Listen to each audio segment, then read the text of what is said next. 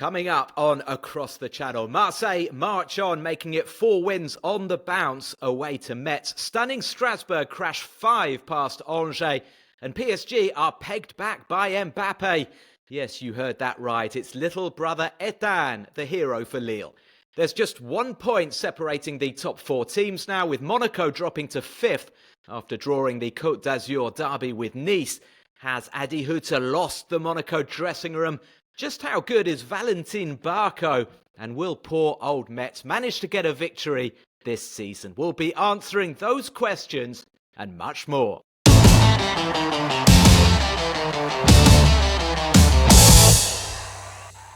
Hello and welcome along to the latest episode of Across the Channel, the podcast that dissects the Ligue 1 action with the accuracy of a Vitinha pass, the panache of a Panicelli finish, and the passion of a packed velodrome. My guests this morning are Luke Entwistle, the journalist who famously traded Bolton for the Côte d'Azur. How are you doing this morning, Luke? It's quite a switch, isn't it? Yeah, and I'm very good, thank you. Of course, fresh off that Côte d'Azur derby. It is a lot warmer, a much more warming atmosphere than it was in Bolton, I'm sure, yesterday. No, it's a good switch that I made for sure when you put it that way. It's good to have you on, Luke, and the man following in the footsteps of Roberto De Zerbi by swapping Brighton for Marseille. Welcome back, George Boxall. Hello, it's good to be back. The first time was so nice. Why not do it twice? All of that kind of thing. And I'm happy to be here with Luke because, as we were saying before the podcast, we used to talk about Kylian Mbappé all the time on a podcast called the Kylian Mbappé Podcast. So we're finally reunited on the podcast format because we do work a lot together on our writing jobs, to say the least. Good news. There won't be that much Kylian talk, but there might be a bit of Etienne talk, the younger brother stealing the limelight this weekend. And we're going to start up in the north of France. Just 4 days after winning in Barcelona, Luis Enrique took his depleted PSG squad to Lille. The Parisians had just one player who started the Champions League final in their starting 11 on Sunday, William Pacho. They lined up with 3 homegrown teenage talents, Seni Mayulu, Contan N'Jontu and Ibrahim Mbaye, and yet they very nearly won at Lille. Nuno Mendes came off the bench to open the scoring with a stunning free kick before another substitute. The 18-year-old Etienne Mbappé salvaged a point for Les Dogs in the 86th minute. George, what did you make of this one? A good draw, do you think, in the end for PSG, or 2 points drop? Yeah, I mean, it's a strange one because we're so used to seeing PSG romp it by now in the league, but their current situation with the injuries poses significant questions. Really, every match you've got an Ibrahim Mbaye starting, you've got a Melulu starting. They've all played really, really well, but obviously that game is sandwiched between the win at Barcelona last week. So normally you can expect a bit of a Champions League hangover, but I thought the draw was ultimately deserved given the performance of Lille actually in the end, and the difference made by PSG substitutes. I mean, as soon as basically Nuno Mendes comes on and scores that amazing venomous free kick, as I said yesterday, and also like Achraf Hakimi coming on and making a difference as well. And I think with PSG this season, that is the question. Surely with all those injuries, when you make the changes, how is that going to affect your points tally at the end of the season? Because last year there was close to no difference between when Luis Enrique made a lot of changes in the squad, and this season you're starting to see a little drop off. But I think it's understandable given the circumstances for Luis Enrique.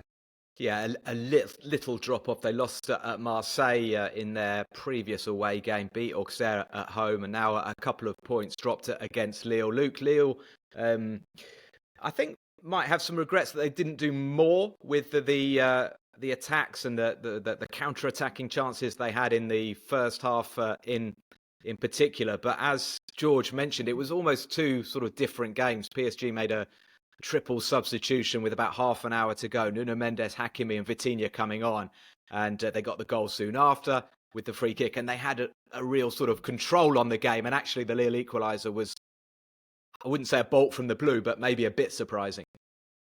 Yeah, I mean, this is the one I rushed back to get back for after the Côte d'Azur derby, making the very short journey back from Monaco to Nice. So I missed the first about 10 minutes, had to catch up on this one. But it seemed like the whole first half, and this is very much from the off, really, that there were so many spaces to exploit. I mean, I really like Massis Fernandez Pardo in particular. I think he's a great player, and I really enjoyed watching him last season. I remember when he came to Nice and he scored a goal, and he really kind of announced himself, I thought, during that game. But I think his decision making was found lacking somewhat, and he wasn't the only one, really. I think it was more or less every Lille forward really kind of lacked that sang-froid to find the right ball, because there's so many numerical advantages that he kept working in transition, as you say. I think that's purely due to the changes that we already referenced, with obviously Warren Zaire-Emery coming in as well and playing at right back, another teenager, another homegrown teenager who's been around for so long, but you kind of almost forget how young he is. But I think that the lack of organisation as a result of those changes really showed, and I think that Lille can come out of that bizarrely with regrets having not got more points out of that, really, because I think from the first half they more than deserve to be ahead. And once they're ahead, how did PSG react? How did they chase the game? I mean, they probably put on all the best players. That's usually the response. But I think that Lille maybe come out of that one thinking that's more 2 points dropped. And I saw Genesio coming out post-match saying, I didn't really like that match. So I do understand where he's coming from. I agree. I think you're not going to get a better chance really to beat PSG, given the turnover of players. And Benjamin Andre after the game said it was a bizarre game, and I think Genesio used that word as well, the French word bizarre. So a strange game because Lille had those opportunities, and you're right to single out Fernandez Pardo. I mean, some electric moments from him. He was beating Zaire-Emery, he was beating Lucas Beraldo at times as well, and I thought him and Romain Perraud, they combined well at times, but so many opportunities to make it count. And actually, George, Lille, they didn't get a shot on target until Etienne Mbappé had his moment. It was quite the moment, wasn't it? Because his family was present. Kylian in the stands. We're not going to do a Kylian Mbappé podcast, don't worry. But Kylian was there. Wilfried was there, the father, and a fantastic moment for a young man who's got talent, Etienne Mbappé, and it's not the first time. He's come off the bench as well against Toulouse a few weeks ago and scored the winner. Done it again here.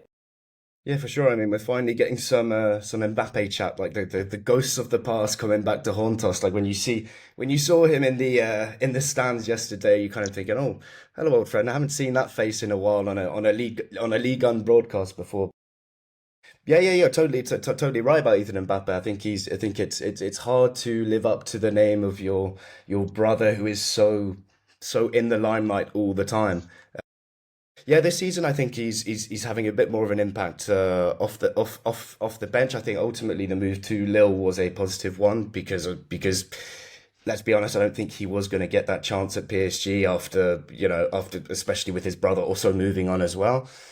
But yeah, I mean Lille, as you said before, I mean they it will be 2 points dropped for them. I feel I think even like Giroud looked a bit leggy in the first half. The service into him wasn't that great, and I think they were missing Igamane as well.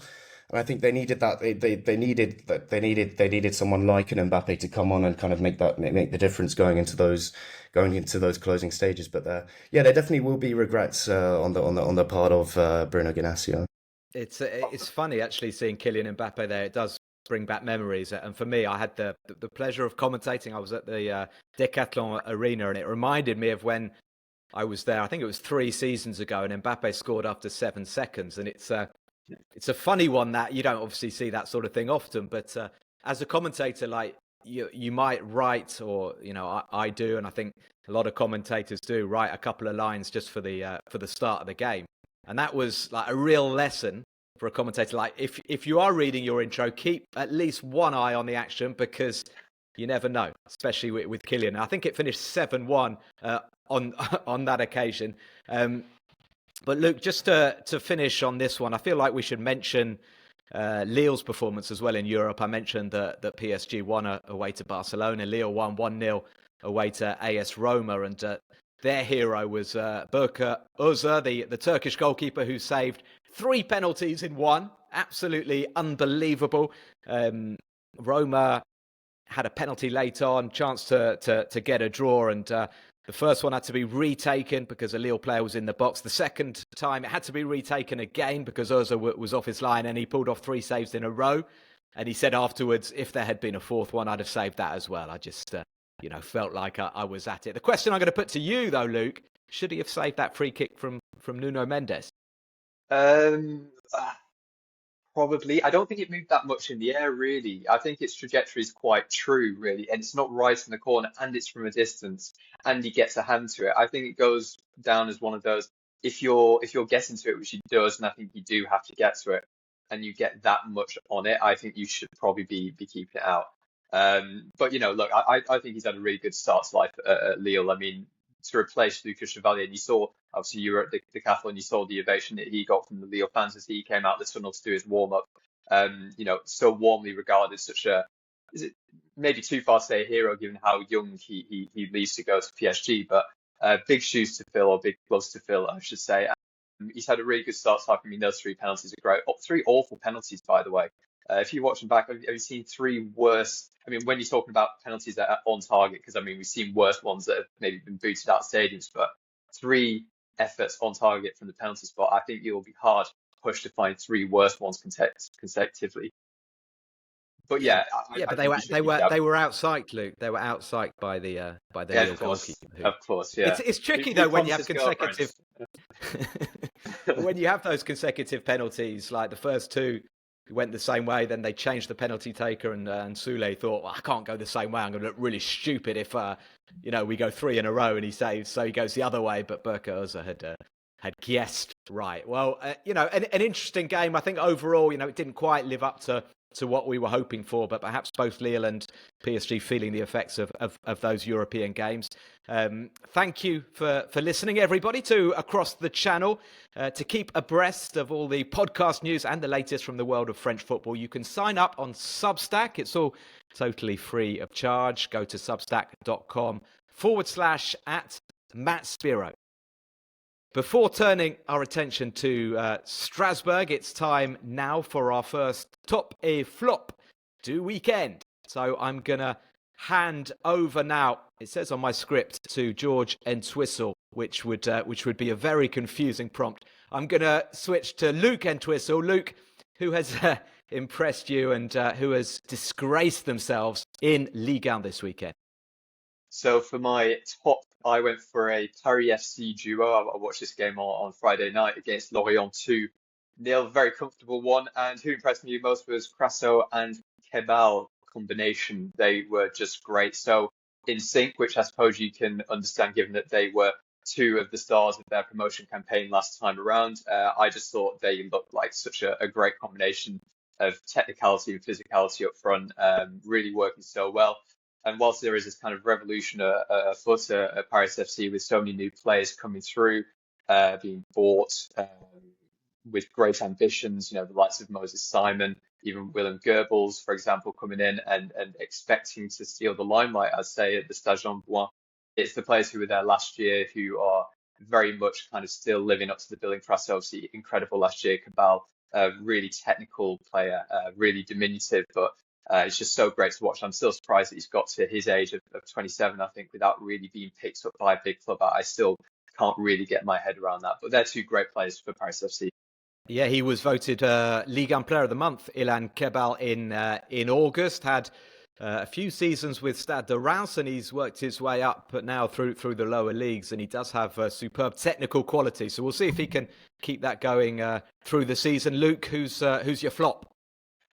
I think there are quite a few candidates for flops. I think we can look at the Nice fans as you did last week again, and we'll go on to that a little bit later. I'm going to go for Ainsley Maitland-Niles. I mean, Lyon's defensive record has been incredible this year. Not conceded prior to this late collapse against Toulouse, whilst with 11 men on the pitch all season, which is incredible. And then the goal comes by Ainsley Maitland-Niles losing the ball, losing his bearings. The ball kind of threw his legs around him. He's kind of got his head down. He's trying to find where the ball is. And then Emerson puts the ball across and it ends up going into the back of the net. And that is where Lyon's record ends. And then they go on to lose the match. So Ainsley Maitland-Niles for me, and the way that record, which was quite incredible, came to the end. That's the flop for me. Yeah, it's funny because Andy Scott last week said, oh, Lyon are winning all their games 1-0. That's not going to last. And I was in my car listening to the radio thinking, Lyon 1-0 up. Yep, they're going to get another 1-0 win. Andy Scott doesn't know what he's talking about, but turns out that he does. Yeah, I mean, Ainsley Maitland-Niles knows a little bit about winning, 1-0. It's, 1-0 to the Arsenal, it's a bit of an Arsenal. There was, especially last year, with Lacazette as well. It's kind of really been carried over by the former Arsenal players brought to Lyon. But yeah, it's never going to last when it's such fine margins. But I think they still deserve probably to win that one. Yeah, no, it does. It works when you got Tony Adams and Steve Bold and Dixon and Winterbird at the back. But what yeah, about Ainsley's... Niakate? Look, they're doing well. They're doing well, Lyon. They're only a point behind the league leaders, Paris Saint-Germain. Talking about high-flying teams, it's 7 wins from 10 games in all competitions for Strasbourg. They are one of 3 teams sitting just a point behind PSG after crushing Angers 5-0. Joaquin Panicelli scored twice. The Argentine now has 5 goals to his name this season. Young Englishman Martial Godot also got 2, and Abdul Ouattara netted his 3rd goal in as many games. Luke, I'll start with you. Strasbourg were missing 2 of their best players this weekend. Emmanuel Emega and Mamadou Sarr both out, but this was an exceptional performance. Yeah, I mean, I think that's the big difference between the Strasbourg of last year and the Strasbourg of this year is that when you took Emega out and when you took a couple of those other big players out, but mainly Emega, it was a completely different Strasbourg side, and that's just not the case at all this year. I mean, just to touch on Panicelli in particular, because I've been so impressed by him. I'm a little bit of a market for me of, a proper physical number 9 is that they look bigger than they actually are. I was alongside him when he was at Monaco a couple of weeks back, and I was surprised when he went through the mix zone how small he was, and he's not small, by the way. But really, you get the impression, especially with the goals that he scored as well against Angers, that he's bigger than he is. He really outmuscles players. He looks large. He's got a good leap on him. I really liked his 2nd goal in particular for Strasbourg, but he just looks so big. And I also had the opportunity to speak to Erling Haaland in midweek as well, who I was also surprised wasn't quite as big as I thought in terms of actual height, broad-shouldered and what have you. But he just looks huge. You watch him on the pitch and you just think this guy is absolutely huge. And you kind of next to him, and I'm not that tall, and he's taller than me. So I wasn't like, this is a huge guy. But I felt the same about Panicelli, and I think that he's kind of the next one to really break through in the top scorer, I believe, currently with 5 as well. So I think that he is a real asset for Strasbourg because the reliance on Emega last season was huge, and he's really relieved that burden. Strasbourg looking really good, so much depth as well, able to go to Bratislava in midweek and still come back and put in that performance. It's really impressive, speaks to the depth. Godot looking good as well. There's just depth everywhere, and whoever's coming in at the minute as well is just performing. I think if you're Liam Rosenior, you're just thinking, this is great, really, isn't it? That he's got a whole squad working so well, no matter who he puts in there performing. Yeah, and I'd like to add about Julio Enciso, Ligue 1 debut off the bench, former Brighton player, along with Valentine Barco as well. I need a little bit of love for Valentine Barco. Sensational performance. I think he grabbed at least one of the assists. I was on the multiplex yesterday, so I was over all of the games. So. Just his delivery from the left side, but he's just got such a... Yeah, no, I'm a massive Barco fan. Definitely one of the best red-headed Argentines I've seen in a long time. No, but he's a lovely little player. Sorry to cut in, George, but I wanted to just join in on the Barco love. And it's interesting. Those 2 Argentines seem to have a really good sort of a good understanding out on the pitch. Yeah, and it's even the fact that you can. I know. Last time we were on the podcast, we were talking about the kind of the multi-ownership issues, the protests and everything. But it's also, as important as it is to talk about, why supporters aren't happy and whatever. It's also good to get back to the essential, the football. And Liam Rosenior's side are just they're so easy on the eye, so pleasing to watch. But they've got such high intensity and.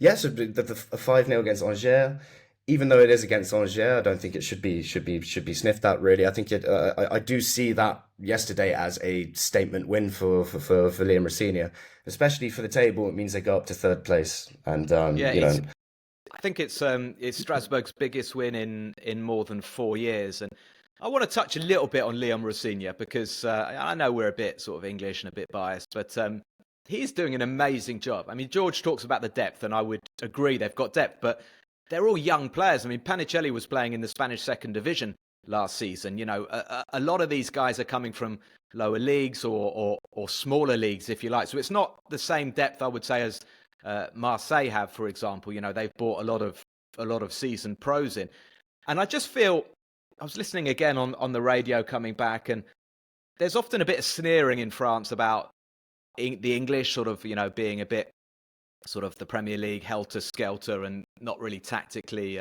astute. And I feel quite proud when I hear these, some esteemed French journalists just saying, wow, Liam Rosenior is seriously a good tactician and he's getting this side, you know, playing some terrific football. So I think he definitely deserves credit, Luke.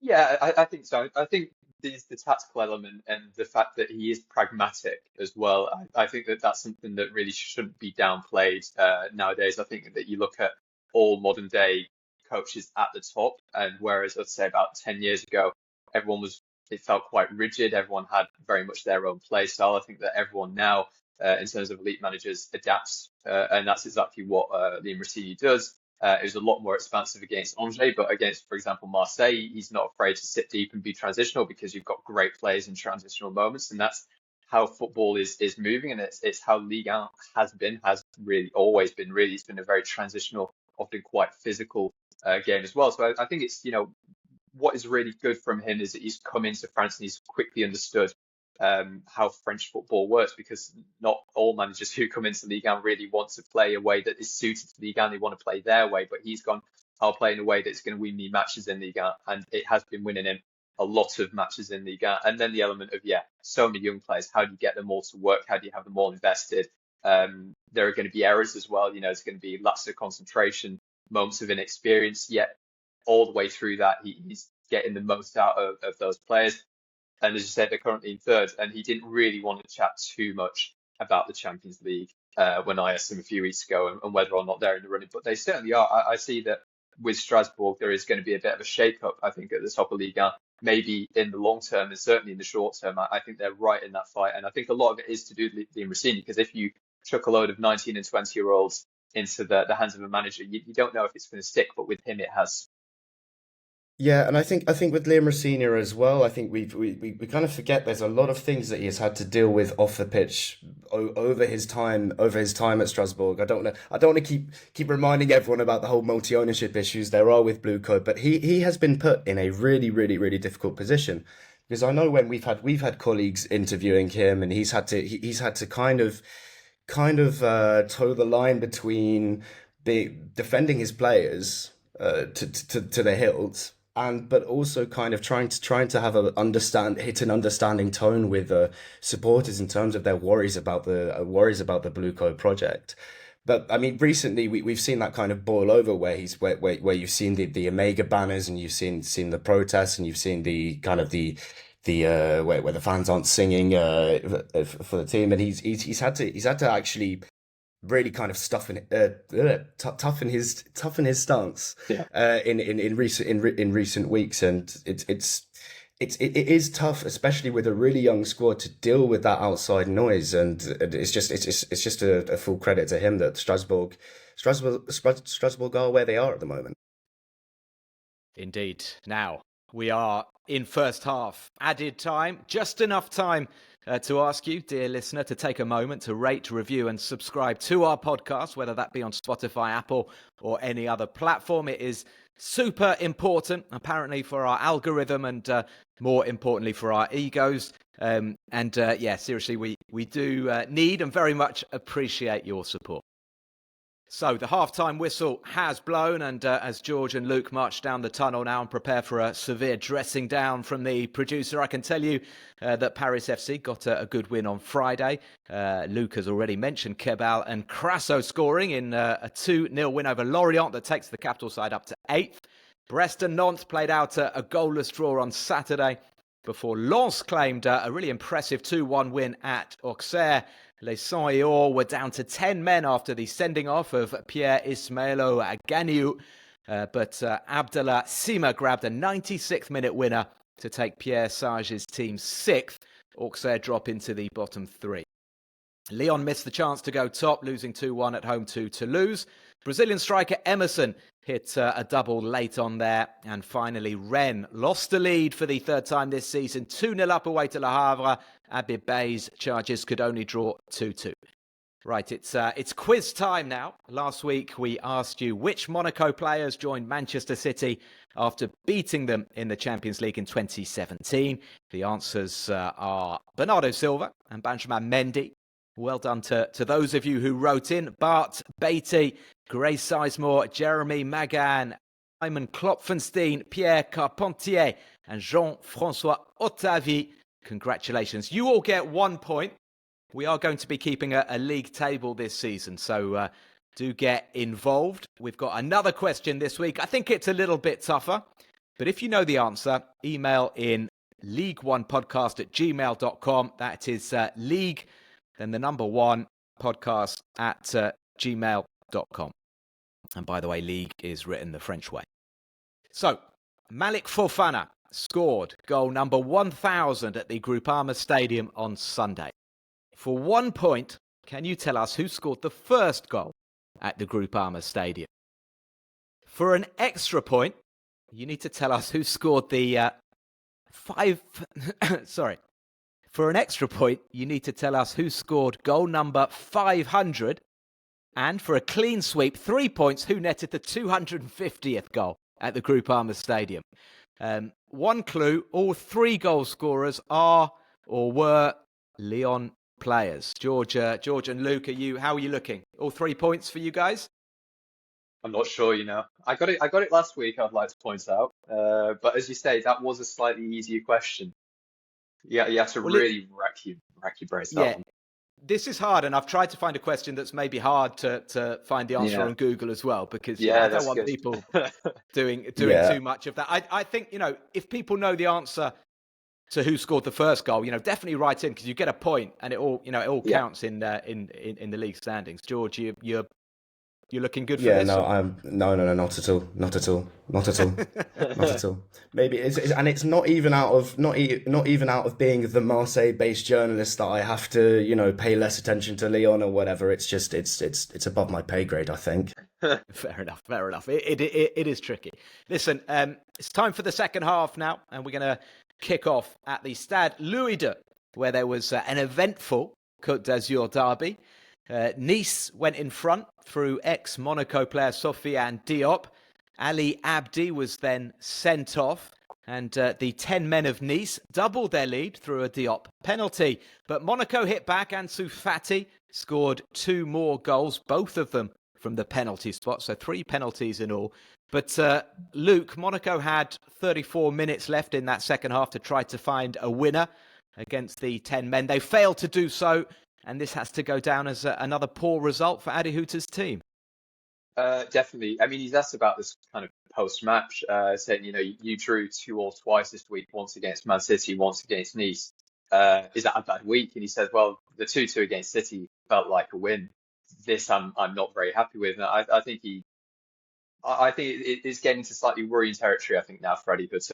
I know the reports coming out post-match that the writing could be on the wall. Maybe that would be a slight rush from the Monegasque management, but it's definitely cause for concern, because it was another really poor performance. And I've been in every Adi Hütter post-match press conference, and in every single post-match press conference without fail, bar the City match. So we're talking the Ligue 1 games. He's used the word unsatisfied, and he used it again after that draw against Nice. And it's that 34 minutes, as you say, where they're on level terms against 10 men. And he's putting on all his attackers, and he just can't get the goal. And also, they can't really create that many chances. They had one big chance that fell to George Eleni-Kena, who still hasn't scored a goal from the start, but scores more or less every time he comes off the bench, it feels. But he couldn't put that one away. And I think we're getting into, as I say, quite worrying territory, because he notes the absences, of which there were many in midfield still.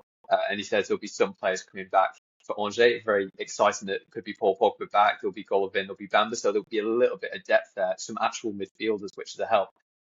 But they were bad before the injuries because the first 3 weeks they didn't have this injury crisis and they still weren't good. And he was still saying he was unsatisfied. So worrying times, I'd say, at the Stade Louis II for Monaco. That's what I wanted to ask you, Luke. How much of this is because of the injuries? They've got a crisis in the midfield. I know they've got 8 players missing overall, but those key midfielders, Zakaria, Lamine Camara, and further ones that are escaping me now. And of course, Paul Pogba's not yet playing. So how much of it is that, and how much of it is, when I look at it, I see this Monaco squad with so much talent and depth, firepower as well, and I just feel, I've said this a few times, but he doesn't seem to know, one, who his best players are, his first choice players are, whether that be in attack or in defence. There doesn't seem to be a very clear sort of game plan either. Certainly the game I did at Lorient, they were just absolutely clueless insofar as how to score a goal. So, they started with Biarritz up top, Ansu Fati in support. They sent Balogun on at half time to join them. Obviously, Eleni Kane came on. But I mean, it's almost like he seems to be pulling names out of hats before each game. Yeah, I mean, the thing is, he's got so much depth up front, and he definitely doesn't know his best system. He doesn't know his best 11 either. We've gone from a back 3 to a back 4, 4-2-3-1, 4-2-2, Fati in a false 9 role, 2 strikers. We've tried everything really in these opening weeks of the season. So I think he doesn't know his best 11. I think last season he really did, especially when Biarritz came in and he formed that great partnership with Embolo. It's kind of like where you can't split them up. So it became very easy for him to put out his 11. But this season, I think you're talking about some players in poor form. I mean, Akfush, I think, is maybe the best player outside of PSG's 11 in kind of Ligue 1 for me. But since he went to Clairefontaine, it's not the same Akfush who came back from Clairefontaine at the start of September, and he's not looked good at all. I think there's loads of individual performances that are quite worrying, but I think it is more of a collective issue because it's been all season. It's preceded the injuries, and I mean, there's so many of those injuries. There's also Moisa, there's Radetzky in goal as well. I think there's a big gap between what Kern brings and what Radetzky brings. I think Radetzky maybe stops the Ops opener for Nice yesterday as well. But there's individual problems, there's collective problems, there's chopping, there's changing, there's this system to that system. Wanting possession, no longer caring about possession. They had less possession than Metz in that 5-2 win a couple of weeks ago, less possession than Metz. I think that's really quite telling for a team that previously liked to have a lot of the ball. So loads of issues. I think they don't know exactly what they want to do. And I think that shows in some of the players' performances as well. Yeah, and I watched the game yesterday on the multiplex. It felt a very strange game between two sides that need to also been out of sorts in the last few weeks as well. And I mean, from the Monaco's perspective, you'd be happy with the point, but it was against 10 men, so you'd probably hope that the content in terms of what's happening with the ball would be a lot better, because I just felt yesterday the game was a bit stop and start. There was a lot of VAR intervention, a bit players nipping at each other. Even though like the first VAR call was well, it wasn't a handball when you look at the replay. It hits Diatta's chest, and the second, I think we discussed yesterday, Luke. I think you think the second is a pen, and I'd probably do as well. But it just felt that despite the poor form of both Nice and Monaco, I think in the end there's a tiny little bit of relief that ultimately no one has come out of this Côte d'Azur derby with a loss. No. There's a bit of chat before the game amongst journalists, and it's been called amongst the French journalists derby de malades, a derby between two sick teams essentially. And I think that's kind of exactly what it was. And I think that the 2-2 really doesn't suit either side, because it doesn't kickstart either team's season really. For Monaco, there's now big questions about the manager. For Nice, they've lost Bombito probably for potentially the whole season. A really nasty injury to his tibia. You've got Ali Abdi, who's now suspended as well. and they're still only 2 wins now in 11 games. So neither side has kickstarted their season with that. Yeah, Luke, I wanted to say, 2 wins in 11. They've lost 7 games already. Which manager's going to be the first to go, Frances or Adi Hütter? Which one for you should go? I think Ez is untouchable. I get the sense that is the case at Nice. I think that if Ez decides to go, that's going to be very much on his own terms, and maybe it's going to be the old Arnaud Puy connection that takes into Rennes, which we may get onto. I know that they're long-term admirers of Francaise, but I think that if Ez leaves Nice, it's on his own terms. He says, "I'm not a magician." He said when he's talking about trying to get results because there's so many injuries. The transfer window dealings weren't great by Nice's own admission as well, and they've been struggling. But really, he has been working wonders there for over a year. I think that the Champions League qualification last season was despite, not because of the transfer dealings that were done that previous summer. And he really extracted more than what was actually in that squad to take them to fourth place. So I think Ez is very much safe, and I think he deserves to be. I think Usa is in big danger at this point. I think for the reasons you already outlined as well, the team selection, the chopping, the changing. I do fear, and he didn't have a defeated tone to him, and I've been in press conferences where managers have had a very defeated tone. Unfortunately, I've attended many final press conferences of managers, be it Monaco or otherwise, and I didn't really get the sense that he felt defeated. But this is a long international break. I think it'll be a long international break for him, or not. You never know. It could come quite quickly. But I think he'll be worried about his job security for sure. Yeah, I just wanted to say that Didier Deschamps was talking to Telefoot on Sunday morning about how he was open to returning to Ligue 1, and I know that he is familiar with that part of the world. Ooh, that would be fun, wouldn't it? Seeing Didier Deschamps back. I'm old enough to remember those days and the run to the Champions League final. Yeah, that was a lot of fun. But that is just a rumour that has absolutely no founding that George Boxall has just started. But I like it, and we're gonna stick with George because it is time for le top et le flop du weekend from George Boxall. So George, who impressed you? Who didn't impress you at the weekend?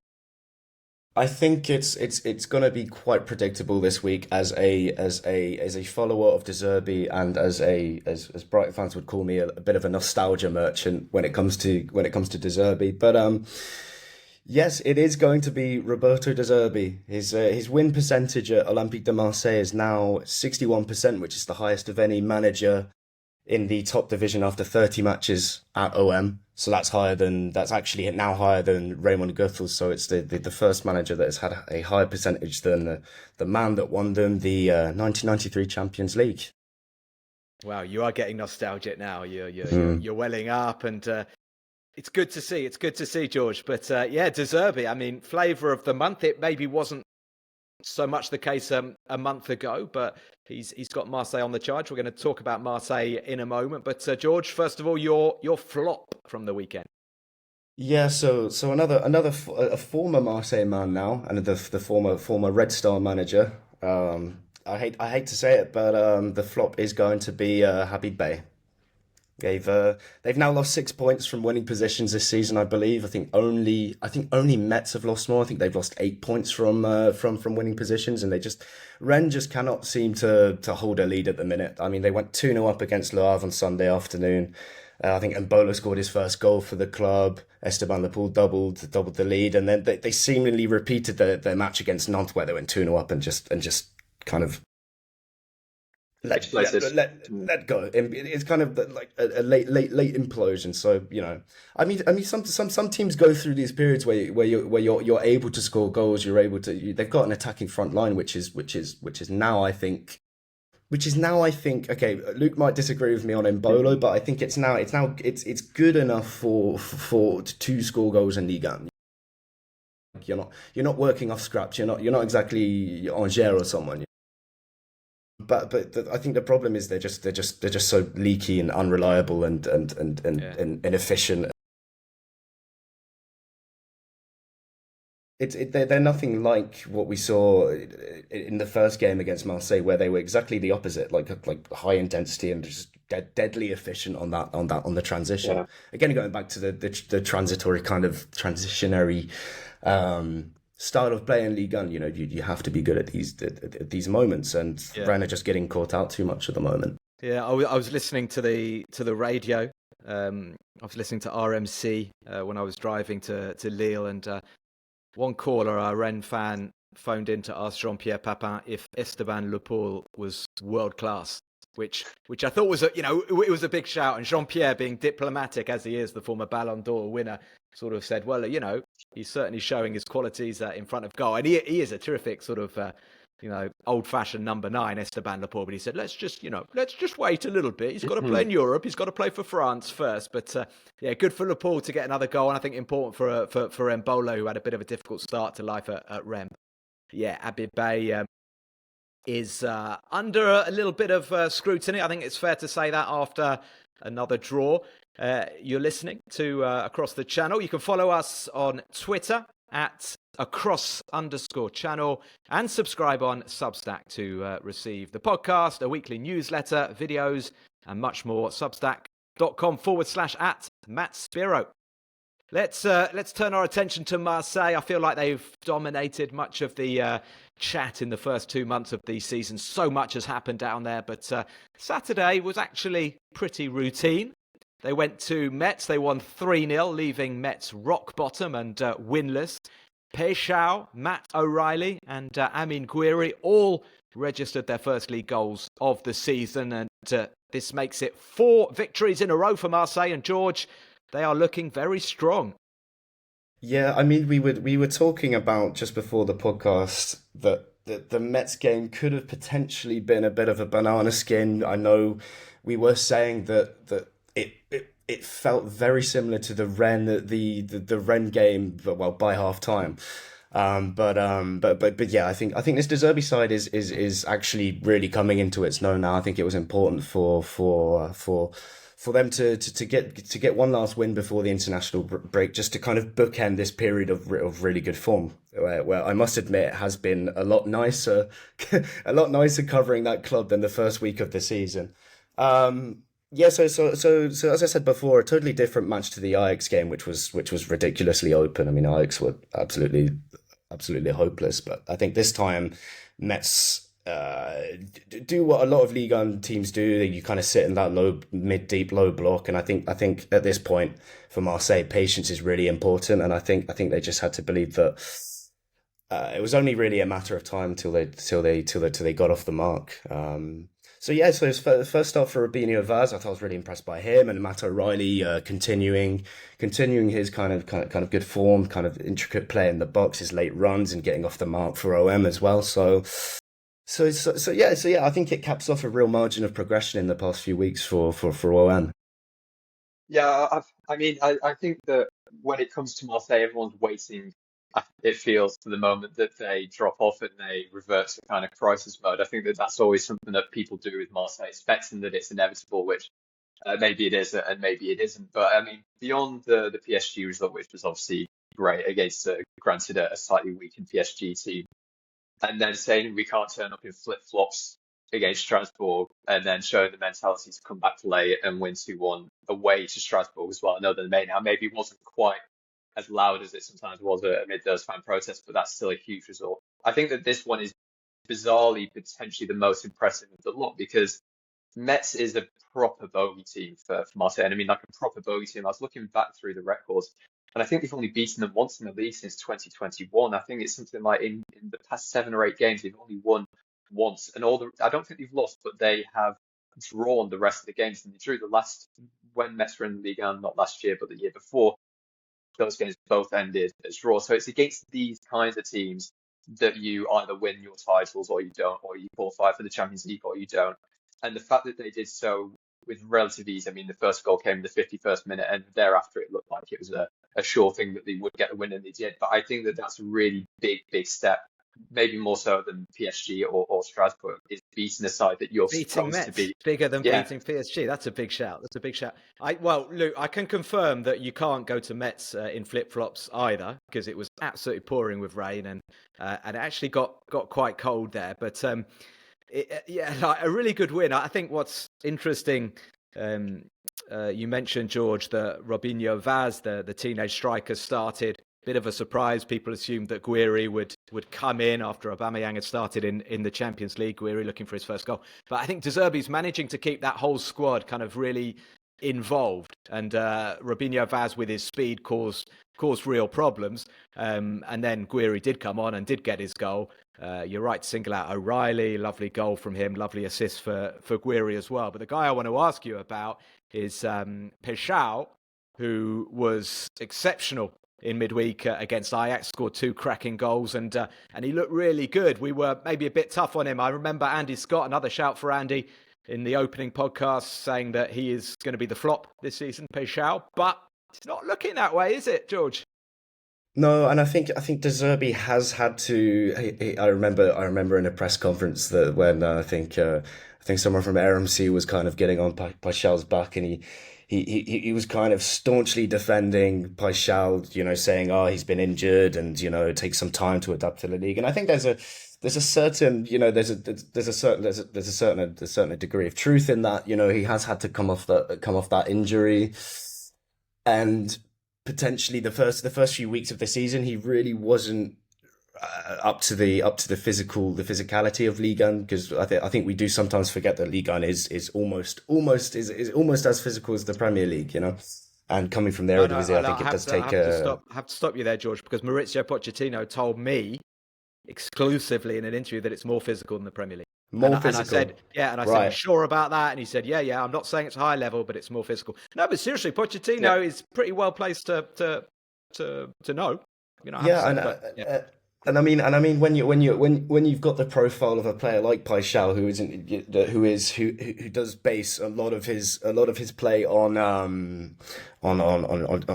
his kind of deadly pace, his trickery, and I think it does take it that period of adaptation. But I think he was absolutely sensational against Ajax. I mean, Ajax did make it quite easy for him, but I think he's really starting to develop a relationship with basically all the players around him. I think he played really well with Aubameyang before. I think this game he combined really well with O'Reilly, and it's promising. So I think yes, in the first few weeks of the season, you could have probably considered, given the weight of that price tag on him, that he was gonna be that one flop signing, a bit like Vitinha. The striker that's now at Genoa, at Marseille, the people like to put pressure on you. I think especially when you come for that kind of price tag, there's people at you all the time saying, when are you going to score? When are you going to score? When are you going to score? It's Mitroglou is another name that we can wheel out. Yeah. No, I was going to say, I think, Marseille maybe bought the wrong Vitinha, but it looks like they bought the right Peixão. Is that fair, Luke? I mean, he's got a thunderous shot on him, hasn't he? He's got very sort of strong, muscly thighs, and good burst of pace, and looking like 30 million euros well spent. Yeah, I think the good thing about Peixão is that he has a good record in a league that hasn't necessarily translated. Granted, in the Eredivisie, because we've seen players come from the Eredivisie and not look great. I mean, I've been around to see Myron Boadou, who lit up the Eredivisie and didn't light up the Principality at Monaco. But he comes with good references. Slot was huge on Peixão, spoke so well of him from his time at Feyenoord, said he was a great player. Potentially he was even interested in bringing him with him to Liverpool. This is a player who played under a manager who has gone on to light up the Premier League and says that this is a very, very good player. I like him as a profile. I like as well that he plays more out wide. He's not looking to be kind of a traditional number 9, but I think he can play that role as well. I think that kind of flexibility, versatility is really going to lend itself to De Zerbi, allow him to play lots and lots of games, and I think score plenty of goals as well. I think that, I understand why he was, maybe put forward as a flop by Andy earlier in the season, but because record signs at Marseille, it's not a great track record, but I think that he will, and he's already coming good at the Velodrome. Interesting times in Marseille, interesting times in Ligue 1. We're going to very quickly now look forward to round 8. It's not next weekend because we've got the international window, but Luke and George, if you could have a quick look at the fixtures, I want you to pick one game that you're especially looking forward to, and tell me why. And I'm going to start with George. I mean, it's hard to look past that PSG Strasbourg game, to be honest. On the Friday night to open up the weekend, and I think that has really big consequences for the table as well. You know, as we said earlier, Strasbourg are third. I mean, if there is a slip up, I mean, I know PSG at the park. It is at the park, right? It is at the park. It is at the park, right? Yeah. So I mean, PSG are very, very good at home, obviously, but it's one of those matches in the season where that you could if Rossini's side can put in the same kind of performances that they've been putting in recent weeks, they should really trouble PSG. And I think it's one of those games that could have consequences for any kind of potential shift in the let's not call it a title race yet. Just call it a shift in who can get closest to PSG by the end of the season. Come on, title race. I'm a Ligue 1 sort of neutral optimist, but tricky fixture, no question for PSG. Especially, I'd say, playing on a Friday night after the international's not easy either. But Luke, are you able to look beyond PSG Strasbourg? That is a good match. Obviously, Strasbourg, one of only two sides to beat PSG last season as well in the league. So that's another reason to definitely watch that match. I think that would be great. I'm going to show my Côte d'Azur bias and say Nice-Lyon looks like a good game, even if it doesn't look like a goal fest. Let's put it that way. I think that could be tactically a really interesting game, actually, and definitely worth a watch. And to really dig into the Côte d'Azur bias hole that I'm digging myself. Angers versus Monaco as well. Not because it could be an incredible game, but because there are some interesting elements to it in the sense that we don't know if Adi Hutter is going to still be on the dugout. I've just got a notification saying that he may not be from L'Equipe's reporting, saying that it's maybe over. And of course, this could be the great return of the great Paul Pogba as well. It's been over 2 years since we've seen him on a football pitch. This could be the game he makes his return. So I think that makes it unmissable for that reason alone. That should be thrilling with Didier Deschamps perhaps performing the dual job of France boss and Monaco boss as he sort of prepares for next season, as George alluded to earlier. It's been a lot of fun, boys. Thank you very, very much, Luke Entwistle and George Boxall. Luke, is there anything that you would like to plug? Any work, any social media you want to put out there? Just my usual social, at Luke Entwistle on Twitter, and of course GFFN as well, for whom both George and I work as well. And the work we continue to do over there, and our weekly column as well in The Guardian. Today it's going to be actually on Paris FC and the revolution that is afoot at the Stade Jean-Bouin. Yes, Luke's reads in The Guardian, his weekly column, very, very interesting. Make sure you get hold of that if and when you can. George, any plugs that you'd like to drop here?